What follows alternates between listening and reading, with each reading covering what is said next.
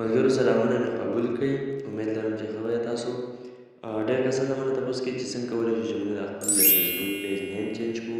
نو راځئ چې نن زه تاسو ته په دې ویډیو کې وښایم چې موږ څنګه کولی شو د خپل د فیسبوک پیج نیم چینج کړو. راځئ زما سره د موبایل سکرین په طرف. اوس به دلته په فیسبوک باندې کلیک کوو. فیسبوک باندې چې څنګه تاسو کلیک کوو نو بیا به راشئ دا کوم تصویر چې تاسو ته ښکاري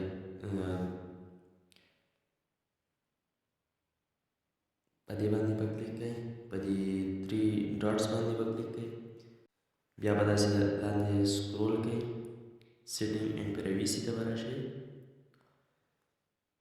بیا به تاسو په سیټینګ باندې کلیک کړئ.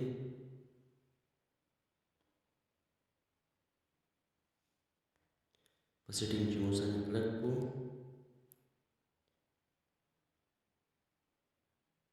لږ ویټ به کوئ، ما سره انټرنیټ لږ ایشو ده.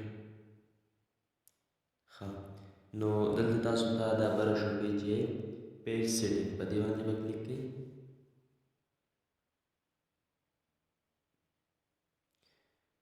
په دې چې تاسو څنګه کلیک کړو نو تاسو ته دلته پرسنل انفارمیشن راغلی او لاندې ورپسې لیکلي دي ایډیټ پروفایل نیم اینډ یوزر نیم، په دې باندې به کلیک کړئ.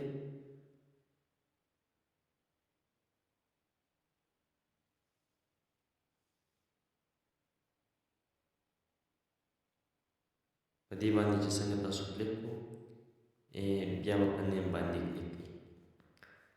زوړ نیم څه هارون رشید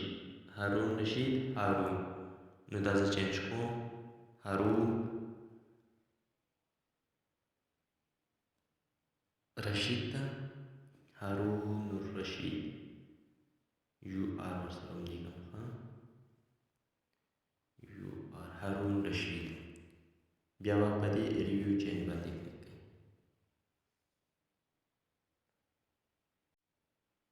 دلته تاسو نه پاسورډ غواړي او دلته مونږ هغه پاسورډ واچوو کوم چې مونږ په څه کې په فیسبوک کې آلریډي پروت دی.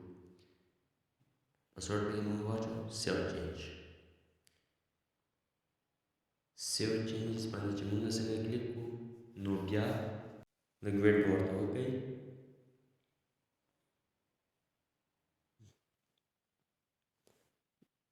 دا یې زمونږه نیم څه شو چینج شو.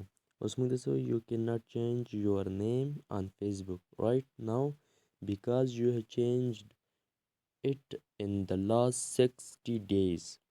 دا تاسو په 60 ډیز کې بیا دنده نشئ چینج کولی. د 2 میاشتو نه پس بیا تاسو بیا نیم چینج کولی شئ. د داسې ویډیوګانو دپاره زموږ پیج فالو کړئ او لایک شیر کړئ.